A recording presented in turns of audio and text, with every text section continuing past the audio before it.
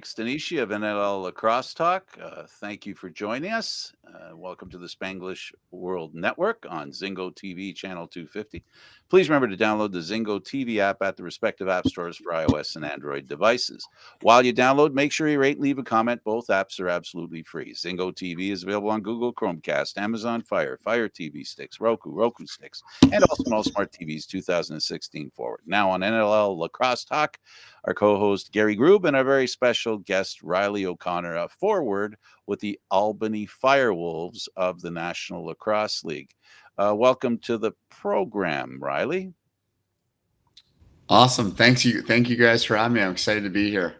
It's a pleasure to have you on here, and we always begin with the most basic question we could ask a lacrosse player or anybody involved in lacrosse. How did you end up picking up the stick? That's a good question. I think for me, come from a sport family. I think the biggest thing was just when I was, a young age, I just picked it up and started playing. My dad kind of got me into it. I played hockey every winter and lacrosse every summer. So I think I was age 4 when I started. So once I picked it up, I haven't put it down. So started from a young age, and the passion still burns. That's for sure today. Yeah, right now you're not playing, but you're coaching. We'll get in deeper into everything, but first of all, good luck in that Pee Wee tournament. Thank you. Yeah, thank you. It's doing a lot of coaching. I coach different ages, but the Pee Wees, 12s and 13-year-old, they're one of the funner groups I coach. So I'm really excited. They're right on that cusp, right, where it gets real, where their bodies Yes, start catching up to their desire and their ability, and and it enhances their ability. 100%. And I think they're at the age, like you said, where they really are coachable and they're grasping things, and you can see them processing. But they're still, kind of innocent in a sense, where they're not, those teenagers where they've got other distractions. So Yeah, it's a fun age, that's for sure. So yeah, it's a good group. absolutely. It is. They still have a little bit of that independence, not so much reliance on the people of their age around them. 100%. Which makes it easier for you, right? You're not competing with people who don't understand or are not interested in actually playing lacrosse. So you've got their undivided attention, as undivided as it's going to be.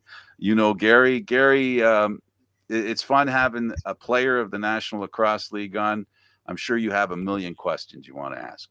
Well, yeah. I actually want to start a little bit further back with junior. You did your junior career in Whitby, yeah? Yes. Yeah. So with the Warriors, you had a great career over there. 2 Minto Cups. Those teams must have been just absolutely incredible. Yeah, those are honestly the fondest memories in the sport I have. And the cool thing about like those Whitby teams, my junior career was we grew up playing with each other our whole lives, right? So yeah, some great players, some great teams, but my best friends, right? And it's always so much sweeter. I think winning kind of amplified things, but doing it with your best friends was pretty surreal, right? Ryan Keenan, Dan Littner, Mark Matthews, Shane Jackson, John LaFontaine, Chad Tutton. The list goes on and on and on. Obviously, with names like that, it was no surprise we won. And Derek Keenan and behind the bench. So, yeah, those are honestly the best memories I have. Now you went to high school with at Hill Academy, right? Which Yes. now as an alumni, you're also as an assistant coach. Is it still assistant coach or? I've actually progressed. I'm the head coach Oh, now. awesome. Yeah. So, but again, we're kind of I don't, there's not really titles in that. We just have a lot of really great coaches at the school. Luke Mhm. Magnan, obviously Brody Merrill, Jeff Teat, Clark Peterson, Riley Thompson, Chris Wellman. Like the list goes on and on. Absolutely. There's so many. It's a special place and a lot of fantastic coaches there. A lot of Tell alumni. us, hang on, Gary. Expand on the Hill Academy. Where is it? So we just moved. So when I went to the school, it was in Vaughan, and funny story. Like I actually practiced in the outfield of our baseball diamond at the school. Mhm. And now 2 years ago, we moved up to Caledon, so just outside Orangeville, and just amazing facilities, right? We've got our own turf field, and it's a pretty special place. So I'm up kind of in the Orangeville way right now. Yeah, I know the area. I spent a lot of time in Alliston and some places out that way. We had a trailer out that way. It's a beautiful part of the country. So it's in Orangeville now, which is a pretty hotbed for lacrosse.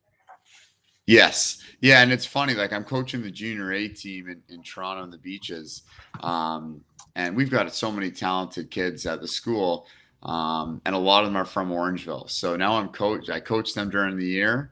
And then, on the weeknights, weekends, junior A lacrosse happening, coaching against them, especially those Orangeville boys. So there's definitely a fun rivalry there that's brewing. Back in the day, I did the play-by-play of the provincial junior A team that you're coaching, the Beaches. Oh, Yeah. oh wow. That was back when they played at Scarborough Arena. Okay. Yeah. Wow. That's a That's long time ago. Yeah. Yeah. We've already reminisced a few memories with some former players who thought it was funny if they could hit the announcer with the ball. We actually got an apology from Paul St. John for being too accurate. Anyway, sorry, Gary. I didn't mean to No, not derail at you, all. but it's important that people understand where this is. Not everyone knows where it is. So this academy is in Orangeville. Go ahead, Gary. It's and it moved from Vaughan, so it just moved to, I guess, Mhm. It's west huge and now. north. It's sort of like 137 acres or something like that. It's massive. Yeah. Oh yeah. Yeah. A lot of land. It's just beautiful. Kind of secluded, right? It's nice that it's, not even 10 minutes from town like Orangeville, right? Right. And there's lots going on there, but it's in its little own oasis kind of. So it's kind of nice. Well, tell us a little bit about the school itself. Like it's obviously top-notch academic and top-notch sports, but just in general, just an overview of the school itself. Yeah, so like in Quebec, it's a place for dedicated student athletes. So we've got about 80 lacrosse players at the school, starting all the way in grade 7 and then going up through that postgraduate year, so that year after grade 12. Mhm. Um, and it's just really for kids who want to take their game to the next level. Um, and want to play at the highest level, want to be surrounded by like-minded kids in an environment where they're going to be pushed, and it's really competitive, kind of in a good way. So every year there's about 25-ish kids that graduate and move on. Um, I would venture to say 20 of them go to Division 1 schools in the States.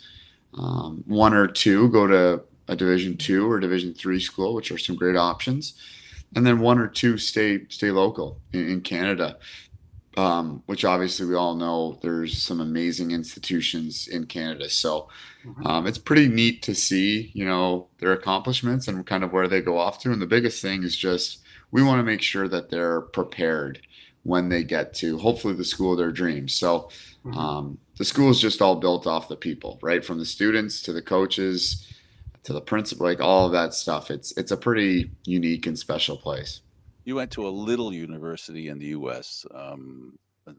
Maybe some people have heard of it. Yeah. Yeah, I was very lucky. I was very lucky to go off to Georgetown, and Brody Merrill, one of my mentors and role model. He again, I owe everything to him. It wouldn't have been possible without him. I think he left a pretty good legacy there, and obviously his word carried some weight. So Mhm. he connected me and kind of set me up to become a Hoya, and I'm forever grateful for that. And I love my time down in Washington D.C. Yeah, expand a little bit on your experience in college, because you're talking about the kids that are moving on to places like that.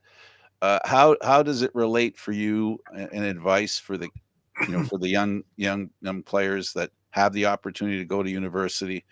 How do you express to them what were the benefits, that make it a good idea for them to go, whether it be here, there's great schools here, like you said, but to go to the US, to go to a new country, a really new experience.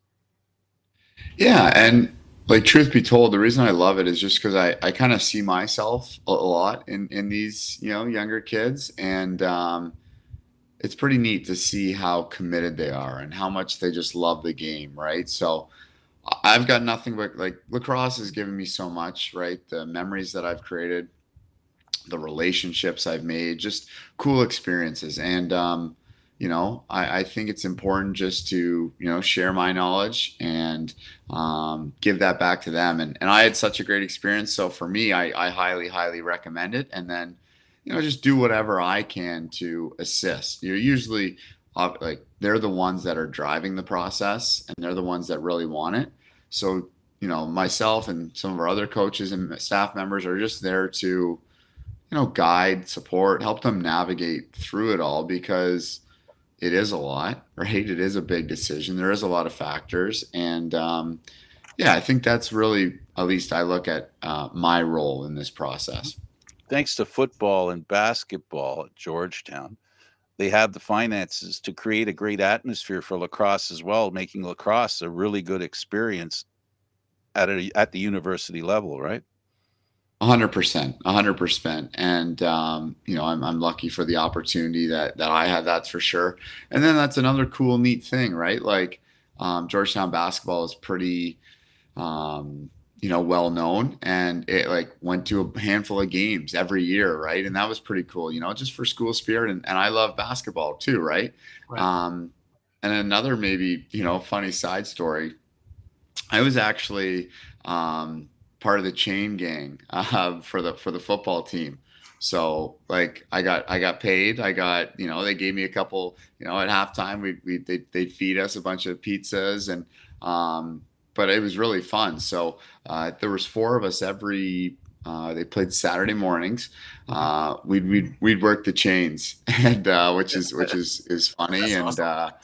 it was cool. So For really those enjoyed who aren't that. aware, when he's saying he's working the chains, he's talking about whether it's a first down or not. Yes, and there was a couple times. Cool. There wasn't too many. There was a couple times where it was like, that fourth and inches kind of thing, and Absolutely. you got to run on the field, and you're holding the chains, and And you're network trying, television, don't want to embarrass yourself. yeah, just trying not to mess up, and No YouTube moments. but yeah, that was stressful, But you made the most of your career at Georgetown. 2012, you got on the team. 2013, All Big East selection. 4 times Big East honor roll. Named the team captain for a couple of years. So you made the most out of your opportunity.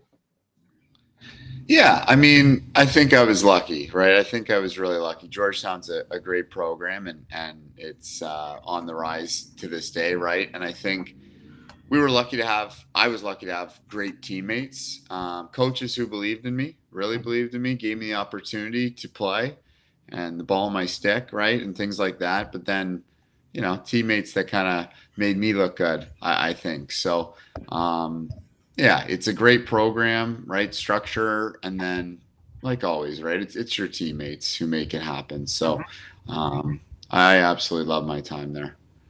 Talk about some of the coaches that you had there. So Dave Urich, Big U, Coach Urich, he's the one who recruited me. He coached Brody. He coached the program for, geez, a long time, right? And Scott Urich was there, his son, the offensive coordinator, who I worked closely with, who was just awesome. After my freshman year, they moved on. Coach Kevin Warren came in. He was the D coordinator at Maryland, so he got his chance to be a head coach, and can't say enough good things about him. And then Coach Matt Rakowski, who's now the offensive coordinator at Delaware, he was the offensive coordinator. So him and I became, and still are to this day, really close. So those are some of the guys that, just believed in me and gave me just a great opportunity and, coached me up in life and in lacrosse. So those are the guys I owe a lot to. Now, you've been successful both in field and in box. Which do you prefer? I feel like most Canadians would have this answer, but, like, nothing against the field game, but it's not even close for me. Right. It's box. I just love box, and maybe it's more of, I probably am a little better suited. I'm not the most athletic. I'm not the strongest. Don't have the hardest shot, right? Where just box is more, it's physical, it's IQ, it's skill, right? It's that true 30-second 5-on-5 battle, right? And that's my, my bread and butter, I guess you could say. In I was close, actually lucky. in close and serious. Yeah. Yeah. I was actually lucky enough. I haven't played a ton of field. I played a little MLL for the Boston Cannons, and we won a championship, which was cool in 2020. I had the opportunity to represent Team Canada a couple times. I actually, geez, I'm losing track of time, but 2 weeks ago, I tried out in the PLL. I tried out for the Atlas, and just a really, it didn't work out, but a really, really great experience, right? And it's ultra competitive, right? And I think it's great to see the NLL. We're growing, adding Vegas next year. Over 15 teams now. Where the PLL, I think they're at 7, and it's just there's so many good lacrosse players in the world. It's hard. It's hard to crack a spot. So I gave it my best shot, put my best foot forward. It didn't work out, but it kind of like reinvigorated my passion for field too. I mean, lacrosse is lacrosse at the end of the day, so I would love to continue to pursue that for sure. But um, it's I love field, but if I had to choose just one, it would be box. Box. Yeah. Well, how did it weigh on you, the decision in the event that you made the Atlas team, in other words, played for the PLL, and their determination that they would rather have players that only play in their league? Did that have any effect on your thinking? So yeah, I don't know how much you guys want to get into it. Well, we're there's not looking to make trouble. We're just trying to understand. yeah, We're trying to understand. People wonder. Because this is new. Lacrosse has always been a sport that's open to everybody playing everywhere. The PLL now has introduced this thing, and I'm not judging it. I'm not saying it's wrong yeah, or right, and I'm not asking you to. Just yeah. how it impacts your mind when you make the decision. You obviously thought, okay, I'll go. 100%. 100%. And there's so many moving parts and there's so much going on, right? So, my main priority, there's life outside of the pro game too. I want to, I wish I could, and one day I hope to see the future where one day, not kids, right? Adult, like men can play professional lacrosse for a living, right? And they don't need to have, A real an living. outside, Outside. right? And they can still be with their family, right? Much like the NHL, for example, right? So anyways, what I'm getting at, in a perfect world, it could be NLL, maybe PLL, and that's kind of it, right? That's your livelihood. But now, I'm coaching a junior A team. I'm working at the Hill Academy. I've got a fam, like all these things that you got to manage your time, right? And that. So in a perfect world, right? I was hoping, yeah, I'd play in the PLL, but I would also be able to play, for the Brooklyn LC, right? In the summer indoor, right? The truth be told, it would be I don't like a lesser commitment, probably, the required gameplay to be eligible to play in the playoffs, and then kind of when the playoffs came around, kind of try to ramp it up. Um, and I don't know, push came to shove, what the ruling, the truth is I don't know what the ruling would be. There's a lot of people saying, oh, Those if you two. are in the PLL, you can't play in the MSL. But I do know there's a lot of pushback on that. And because people want to play the game. People really want to play the game, and indoor, outdoor, they just want to play. And I don't, it rubs people the wrong way a little bit being told, oh, you can only play one, Mhm. right? So, unfortunately, the MSL isn't started up. There's some other problems going on that they've got Yeah, to yeah. address, Yeah. fix. But I'm kind of rambling on here right now, No, it's but okay. No, not at all. You're hitting I all the can help points. you a out lot by to by go through. I can lay out an inference here from what you said. Not only an inference, it's not what you said, but it opens up my mind to the thinking as well. And I want to remind people as well that the PLL is talking about paying players, and let's rewind the conversation a wee bit, where you hope that you know eventually a player, whether it be man, woman, right? A player playing in a league can actually make that their living. It can be their 100% lifestyle or work style, if you will, their vocation.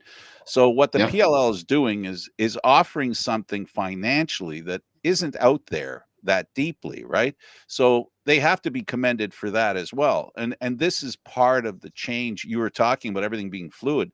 This is the biggest part of the fluidity where, the PLL is saying we want to pay guys, and it's fair that they say, well, we would prefer, because they are going to be our investment, that they play for us alone. I can understand that. I don't agree with it. I don't disagree with it. Just pointing it out. Like I said, all we're doing here is trying to, get a sense for what's going on in lacrosse, because it's important to us that it grows. And also, the leagues that are involved get better and the players get rewarded. That's the main thing on this program that Gary and I agree with. And it's what we always want to make sure of.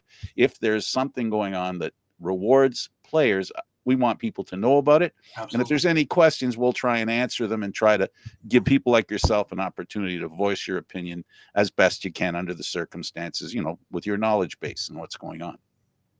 For sure. For sure. And I think everyone's different, right? It's a unique situation for everyone, right? And I think just overall, we all love the game of lacrosse, right? And pretty much push comes to shove, we don't the truth of the matter is, in life, like, you need money to play. You need you need money to live and provide a Yep. livelihood and things like that. But a lot of guys, I know, like myself, just love the game, right? It's not really about that. We just want to show up and compete, right? And as you get older, things get, more challenging with, family and priorities change a little bit. But there's, I got a lot of close friends in the game. A lot of guys just want to play. A lot of guys just want to compete, right? And that's what it comes down to. We're outside, inside, doesn't matter the time of year. Like, none of that really matters. It's, let's just show up, play, because at the end of the day, perspective, like, it's fun, right? Like I said at the start, picking the stick up at 4, like, I still play. I'm around every single day, right? Because it's brings me joy, right? And I know a lot of guys are the same way. Another inference and another opinion on my part, again, just an opinion. When players play lacrosse and they work, there is the danger and the hazard that they could get hurt playing lacrosse so that they can't work. So, there's a commitment by players. So when you talk about getting paid, that's another reason why it would be great if you got paid, because full well, if you're getting paid and if there's some sort of benefit in playing professionally, if you get hurt playing lacrosse, you're covered. Health wise. So that's one of the things that's one of the levels of change that we look forward to for you and other players like yourself. I'm not trying to be a negative person here. I'm just trying to point out the reality that there is a big commitment that players make, and I guess I'm justifying why I said we support the players and their opportunity to make a living and be able to live as a lacrosse player, as you pointed out, and I agree with you 100%. 100%. And if you want to play professional lacrosse, like I said, it's ultra competitive. It's not like you're showing up on Saturday, an hour before your game and putting pads on, right? You have to be in the gym at, like myself, it's 4 days a week of pretty rigorous training, right? That's a minimum hour, usually an hour and a half. You're watching what you eat. You're going to bed at the right time. You're committing. You're sacrificing quite a bit, right? So, it's not just like you show up and play, right? We do. I know in Albany, every Wednesday night we've got an offensive meeting, right, over Zoom. And again, I'm not saying like, oh, it's a burden. I love that. I love the process, but maybe just for some fans or people that are curious, right? Like, it's a full-time commitment, right? And there is nothing better, but at the end of the day, it's it's a lot of fun, but there is more that goes into it. And then I'm going to remind people to say this very carefully, tread softly. It helps also that you love the game. Yeah. Right. That's the driving force in this whole. Of course, because like another like talking on Albany, all right, like we're new to Albany, right? And there's a lot of things going on with COVID, and the Albany fans and the community has been amazing, right? And from our side, it was a little unfortunate. There's no direct flight, right? So us every single usually at Saturday night games, Friday mornings we all meet in the Greater Toronto area, and we take a team bus, right? So we Oh, bus to Albany, right? Almost 7 hours every single week, every home game, right? So again, it's same times, that is taxing come the end of the year, but a lot of great times on that bus, playing cards, watching movies, just because Absolutely. there's about 12 to 14 of us together every single week, making that trip together, right? So it's not all airplanes and first class, and Yep. no, it's quite the opposite, right? And I'm it's curious though, is don't this easier to get to than when you were in Connecticut at Mohegan Sun? so it's different, right? Like That was my wonder, I loved the casino, right? And so what that was usually was, we get to the airport, we'd fly from Toronto to Boston, hour 15, right? Hour 15 flight, super easy, smooth, and then it would be probably another hour and a half, Mhm. like a shuttle, right? Shuttle from Boston to Connecticut, right? So if you add up the time when you leave your house to get to the Uh-huh. airport early, check your bags, flight, then the drive, it's about the same like commute. Yeah. So it's just different, right? And yeah, The difference being that during COVID, and we learned this with with hockey teams in the playoffs, that they chose to bus rather than to fly, because during COVID it uncomplicated the transition from one country to the other. So yeah, like I little said, loophole.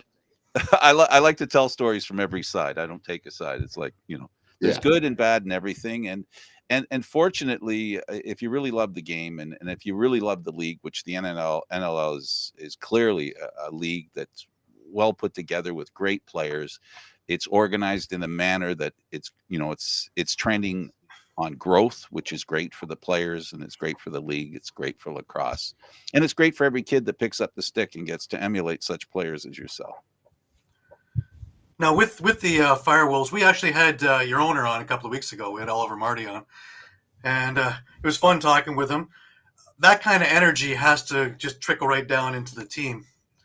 Like he was terrific, and being a former player, I guess you have that kind of understanding too, that you don't have to have somebody who's just business. He understands all the inner workings and what it takes from you guys to get through it. yeah, and I think like Oliver's a great example of like the sport's in good hands, right? He's committing a lot. He's Right. all in. Um, right? And when you've got people like that around, it's only good, right? It's only good for the game where he's going to help grow it. He's going to help, right? He's the driving force that brought us to Albany, right? Mm-hmm. And he's working in the community, right? And growing the grassroots and um, yeah, the passion he has, I think all that I can say is, I'm lucky to be a part of it, but it's just good for the game, right? Like we need more people like that, right? And yeah, it's awesome. Well, the former commissioner made sure that there was a clear understanding that profit is good for everybody, and it should be good for everybody. So we're here. We're very supportive of the National Lacrosse League, and I was taken back. And Gary always reminded me that probably the NLL is the only league that expanded during the pandemic. So that's pretty amazing stuff, right? That's totally amazing. So what you're saying, it's based and rooted in fact, and it's out there. You can, all you have to do is look at the league and how it was before the pandemic and how it is, post pandemic. So good things are lie ahead. Yeah, I think the growth is good for sure. Now I want to talk a bit about the team itself. Um, from New England moving over to Albany, you lost a couple of big pieces. You lost Callum Crawford. You lost Stefan LeBlanc. Did your role increase losing those Uh, guys?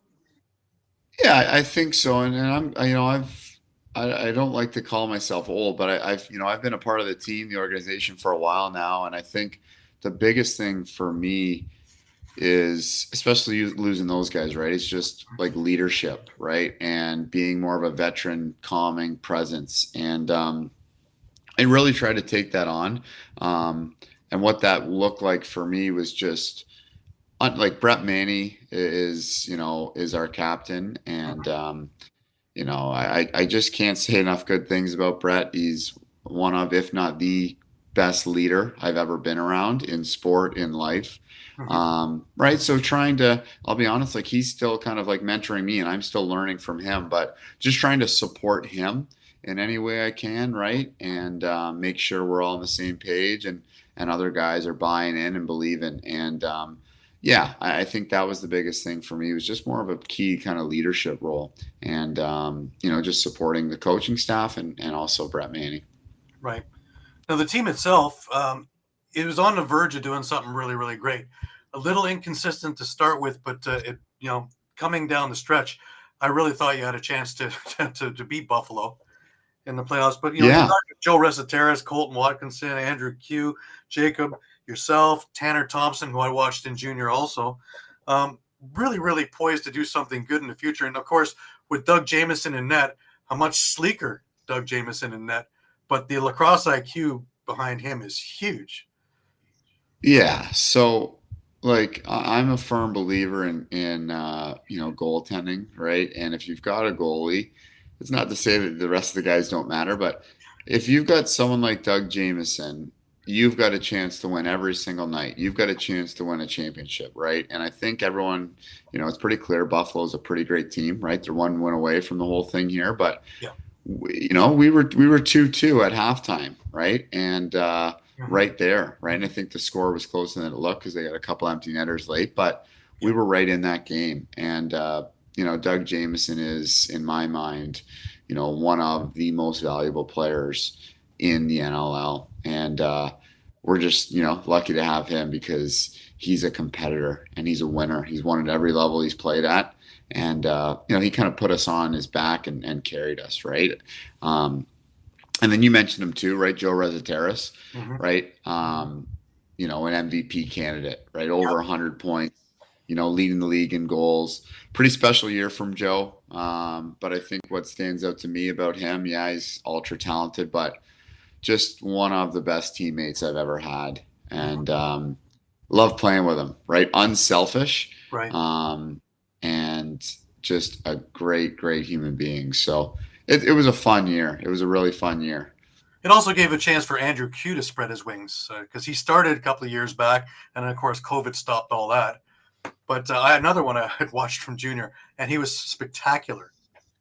Yeah, he's a special player and he's still young. He's got so much ahead of him, right? And I think the one thing with him is just how he can shoot a ball. You can't those are hard to find. You can't really teach that in a sense. I'm jealous of the guy because the power, the accuracy, the deception, Mhm. right? He's just a pure goal scorer. And those don't fall, those you don't find those too often, right? So Andrew and again him and I are kind of super tight off the floor, which makes it even more fun, but Mhm. um a pure goal scorer. It's amazing how little, we talk about this all the time because I do various sports shows, and it always comes down to the same thing: the difference between one team and another at the professional level is so fine, and not to make excuses for your team or teams that don't win, and not demean the fact that teams win championships, but the difference is so small, and it's magnified in the time, in a season, it's magnified in a game. So, when you consider where everybody ends up, there's really not that much difference. And a clutch save, like you talked about, why goaltenders are important. It's not about stopping every ball; it's about stopping the right balls, right, at the right time. So that's what makes goalies great. 100%, right? And as a coach, right, and coaching like especially the junior A level where it's ultra competitive and they're so tight, and this NLL is the same way with the parity in the league. You really, those small plays are amplified, right? And like you said, the timing is big. right? It's usually not how many, it's when. And yeah, Doug's the real deal, that's for sure. How's the confidence when you talk to your young players as an experienced player? You're a captain twice, you're a coach now, in understanding, defeat is not the end of the world, and how you can use defeat as an advantage. I mean, it's easy to celebrate winning, right? It's about turning, losing a game, no matter how close or how far, into winning. How do you get in young players' heads, 13-year-olds, to help them understand that it's not the end of the world if they lose, and it really doesn't take much to change that? Yeah, and I'm going to be honest with you. Like, I really struggle with that, right? And I did, for example, I got a junior A game last night. Um, we played Mimico Mountaineers, and we lost a tight one, right? And it's still eating away at me, if I'm being honest, right? And it wasn't as easy to fall asleep last night, right? And I think you need a little bit of that, right? And it's got to be genuine and real, but I think you need a little bit of, like, you're not going to accept losing, right? You got to be a competitor, and it's gotta fuel you, right? But at the same breath, like I said, I need to take my own words into account here. I think you got to have perspective, right? And you need to have some. I mean, this is way different for 13-year-olds, but the higher levels, you got to have some outlets, right? And whether that's family, relationships, right? Maybe it's playing an instrument. I don't know what that looks like. Write a book, what for some, but I think perspective is such a huge thing, right? At the end of the day, it is just a game. We are so closely tied to it and care so much about it, but Absolutely. it's tricky, right? It's really tricky because when you care and invest and you're all in, it hurts. It really hurts, right? When you don't get the result Yes. you want or play the way you want. So, but like you said, it's perspective, and I think COVID has hopefully helped shape that, right? And we've missed the game for so long, so it's just great to be back competing. But it's a fine line, and yeah, I'm trying to figure that out myself still. I'm going to give a version of what I think you said, a part of it at least anyway, if not all, but it's like counting to 10. You got to count to 10. You just can't, as soon as something happens, figure it all out. You need to count to 10. You need to decompress. You need to let all the information sink in. And that's what you share with. It sounds to me like that's what you need to share with players to help them to understand that we're not going to solve the problem 2 minutes after the game ended. So, recharge, re-energize, restart, take some time, figure it out, move on. So that's the lesson I just learned from what you said. 100%. Now, we touched briefly on the MSL and the problems, and I really don't want to get into all that stuff. Now, you spent a number of years with the Brooklyn Lacrosse Club, Brooklyn Redmen, and my fondest memory was watching the Redmen take Peterborough to the brink a couple of years back. Another one where I thought that they should have actually gotten over the hoop there, and they would be playing for the man. If and when MSL gets back to business, is there any chance that you're going to get back with Brooklyn and play? Yeah, for sure. There is, right? And like I said, it's kind of a continuation. What excites me about Brooklyn, right, is it's a continuation of those Minnow Cup Whippy Warrior days, right? Mhm. It's those are my best friends, right? Those are guys I grew up playing with, Mhm. right? I can go on and on. I mentioned some of them earlier, but it's there's a lot of joy in playing with your best friends, Mhm. right? And I think that's what excites me the most. So I won't forget that, and you just talk, like, it's all, everything we're talking about is connected, right? But Yeah. that loss to Peterborough, right? Like, that still eats me. Third period, right after two, we're tied in game. We're down 3-1, Yep. come back, get forced it to 7. I think actually we might have been down 3-0. Anyways, we forced it to 7, and after 2, we're tied up, and we're right there, right? And the winner of that game, I think, probably wins the Man Cup, which they did. Mhm. But Adam Jones kind of took over, put Peter Rowe on his back, and they took us down. But yeah, I think it's pretty cool to, one of my goals, is to get a Man Cup ring, right? So that's definitely, The in the electricity, though, car. like you expect it in Memorial because Peterborough sells out every single game, Absolutely. 3,500 people. But in your home arena, man, the electricity was crazy. I don't ever remember it being that rambunctious, that nutty in there. It was fantastic. The atmospheres. And that's the thing, man. Like it's summer is just different. It's tough to put into words, right? Like the NLL is amazing, right? But like playing in Iroquois Park Arena, I don't know how many it sits. Let's say 2,500. You get 2,500 in there, and it's rammed, right? Because people want to watch good lacrosse, right? It's a little lower scoring.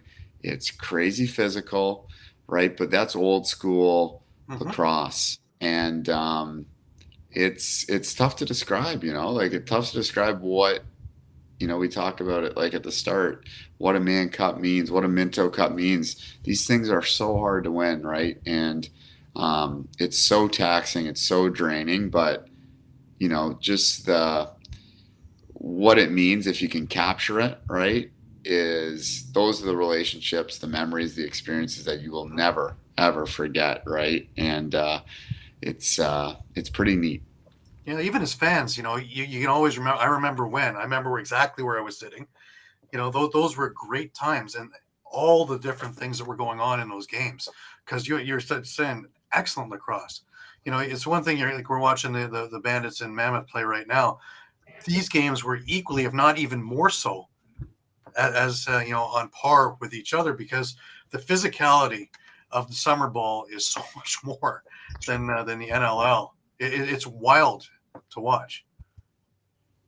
100%. It's like it's field football. Like they're all the same game, but there's subtleties, right? In the summer game, I think the refs let a little more go, right? So it's a physical, like it's a war. It's a war out there, and it's a grind, but it's pretty fun to be a part of. At times, it's not fun because you're beat up like crazy, but it's fun to watch.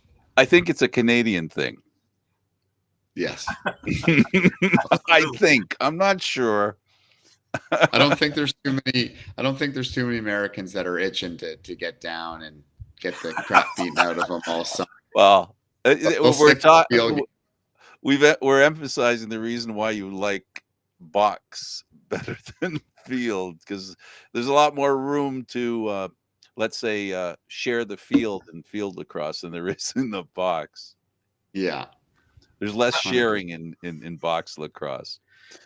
You also, the techniques that you learn, in box lacrosse, while they're not wasted in field lacrosse, there's still, because when you get in and around the net and in close, your field experience, and I know that we've heard from coaches and other people who are involved in field lacrosse, that a lot of the American kids like playing box lacrosse because it adds a little bit more to their game for field lacrosse. Yeah, there's so much transition, right? And they help each other, right? I'll be the first to say your field game helps your box helps your field. I would say it's a lot easier to go from box to field, which is why you're seeing Canadians go to the NCAA, go into the PLL, right? Where it's not as easy to go from field to box, right? I can count on one hand, right? Tom Schreiber, Casey Powell. There's only kind of a handful that have really excelled at it, right? And I think that's what the game needs. That's our next step. We're expanding, which is amazing, but I think we're going to need some more talent to fill these teams out. And I think kind of Canada's tapped, right? So getting some of these high-profile Americans to play box is critical, and it starts with the grassroots, right? So there's a bunch of great box things going on in the States, but that's, in my opinion, the next wave, the next thing we need to do to improve our sport. 10 times as many people in the US as there are in Canada. Yeah. That's the reality. Now, it is noon, and if you have to go, by all means, Reilly, we thank you for your time.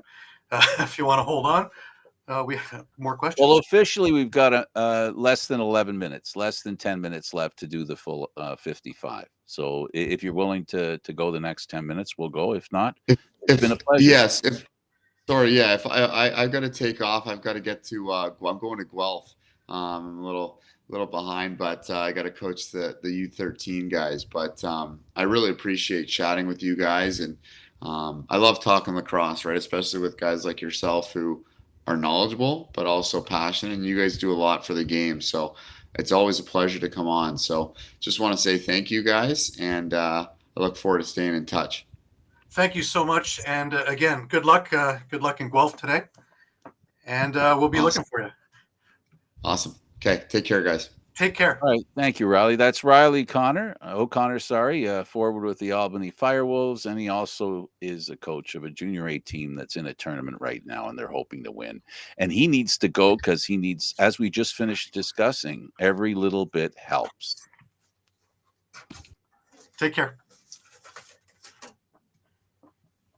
All right. Well, we got 10 minutes left, Gary. You want to summarize what we talked about there? Or, we heard, a willingness to talk about the PLL and their, determination to, to minimize the playing time of players outside of the PLL. Yeah, well, one of the things that I got was that it's not cut and dry. It's not ironclad. Yeah, so it looks like there's going to be a little bit of leeway. If you, so maybe it's the Man Cup isn't in as much jeopardy as everybody, was crying wolf about. Well, thank goodness. Yes, absolutely. Because in this case, crying Albany Firewolves. So in this case, Albany Firewolves. Yes. Yeah, that's what we heard from him, and we heard it honestly. And our intention here on the program is not to put people who are on the show, on the spot. I know there are a lot of people who know that if you did that, you'd have more viewers and you'd get more publicity. And but we're here. Well, I'm glad that he understands that we're here to promote the game, and promoting the game. The PLL is promoting the game by paying the players. That's an important factor, and they're well within the rights to ask. I don't know how, like we just said, don't know how much power they have to tell players they can't play in the Man Cup, but they have a right to ask. I don't see a problem with asking. I don't either. I'm going to be curious to see how that Champions tournament in February runs because it deals directly with the summer. The playoff structure is the top 7 of the 8 teams make the playoffs, but for the Champions tournament, the top 4 teams make the tournament. So a lot of these people that are going to be playing aren't actually playing this summer because the NLL is going in February. Right. They're not going to interfere with the NLL itself. So guys who are in the player pool will be used in this tournament. Now, also, what's going to be interesting about this PLL tournament is going to be really the first time that we're going to see what Lacrosse 6 looks like, which is what they want to use in the Olympics. So you're going to have a form of box on field. Well, explain. Okay, it's on the field. Go ahead. Explain some of the differences and how it may look in the Olympics. It's a little bit of a smaller field than what we're used to seeing in field lacrosse, but also you're only having 6 guys on the field per side, a goalie and five men, as opposed to the 11 or 12 that you have for the regular field game, soccer style. Mm-hmm. So you're also going to have quicker shot clocks. It has an awful lot of the box nuance to it. It's going to make it a quicker game, and it should be able to grab the attention of the world is what they need for the Olympics, right? Oh, it definitely will. Every time something new pops up on the screen, everybody stops to check it out. And that's why it's important that they really get their stuff together to make sure the game looks and is played as well as it can be, because that first instant, that first impression is going to be really important. Absolutely. The good thing is that if they're doing it now, they have 5 years by the time this runs in February before the Olympics happen that they're going to be in. So they can work out all the bugs. They can get all the little nuances happening. They can tinker and twist things to make it work and to make it TV friendly as well as competitive. That when it does go for medals in the Olympics, in the big world screen, it'll be something to behold. And then lacrosse will be in the forefront once again.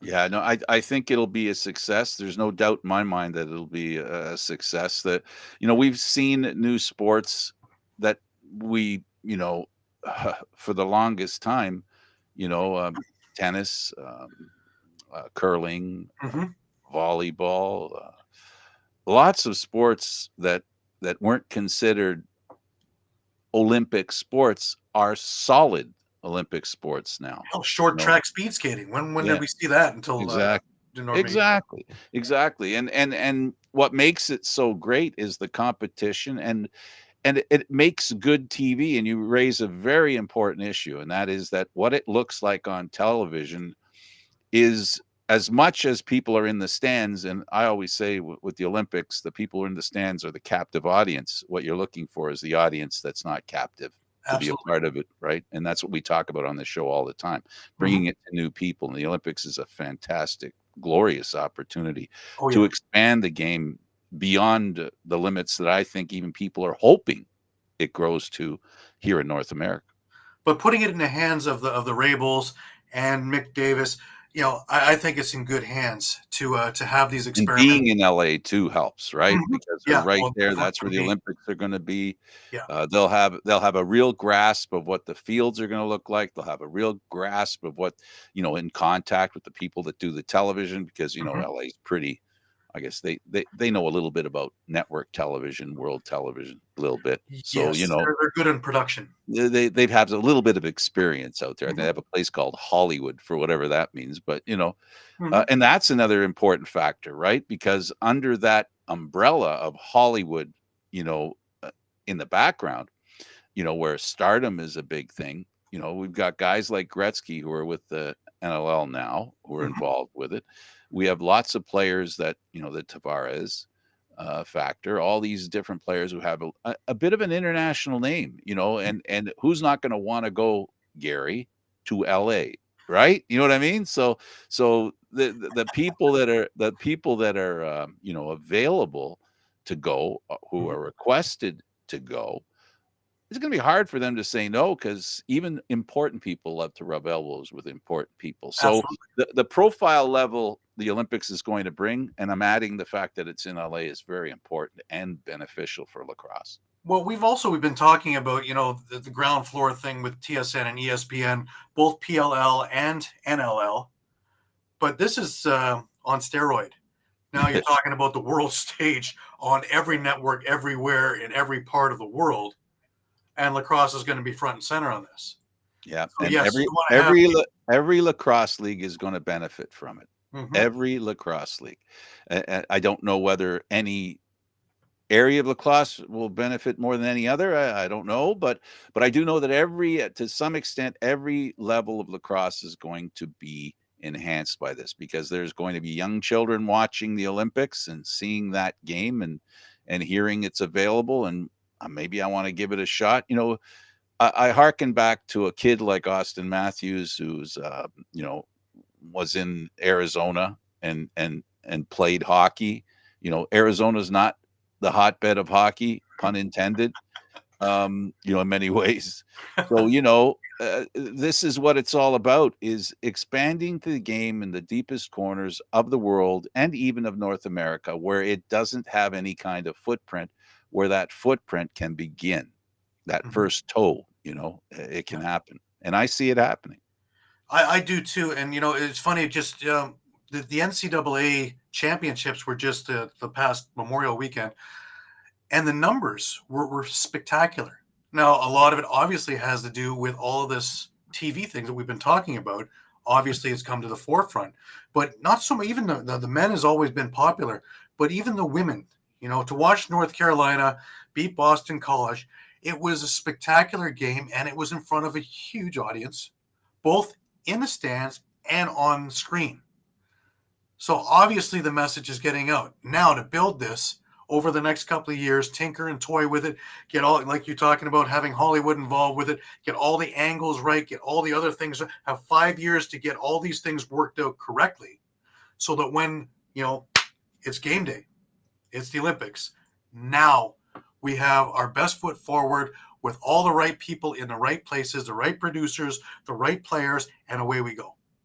I And the think it's good going to be spectacular. and the good news is that for the women, the bar is low for women in general when it comes to sports. So, they're going to have a really good leg up with lacrosse. It has such a giant window it can jump through, because It's a sport that I think speaks to women of this new age, of this world we live in today. It Absolutely. satisfies some of the desire of women to make change, to play different. It's why hockey's so popular in Canada for women. Mhm. It's counterintuitive to male chauvinists Mhm. that Well, even with a lacrosse couple of is a women's sport. even with a couple of our former guests of Amber Hill and Michelle Boyer, having those two at the helm, Michelle especially with being chairperson of World Lacrosse, and having their experience, their knowledge, their enthusiasm behind this, I think it's in terrific shape to do great things. And I think we're just on the ground floor of seeing an absolute explosion of greatness about to happen. We'll leave it there, Gary, with you having the last word. He's Gary Groob. Thank you, Gary. Thank you very much, Frank. It's always a pleasure talking lacrosse any time of the day. Our guest today was Reilly O'Connor, forward for the Albany Firewolves. Thanks to him for being here as well. He had to go to be a coach. I'm Candid Frank Stanisci. Thank you for watching NLL Lacrosse Talk, seen live Thursdays at 4 p.m. Today, a special 11 o'clock on Friday version. This show can also be heard on the Spanglish World Radio Network. For Lacrosse Talk, NLL Lacrosse Talk, news, entertainment, and other sports programming we offer, please check out SpanglishWorld.ca. Spanglish World. Watch it, hear it, read it, download it, and live it. Thanks for watching, everybody. See you next Thursday. Pick up a stick.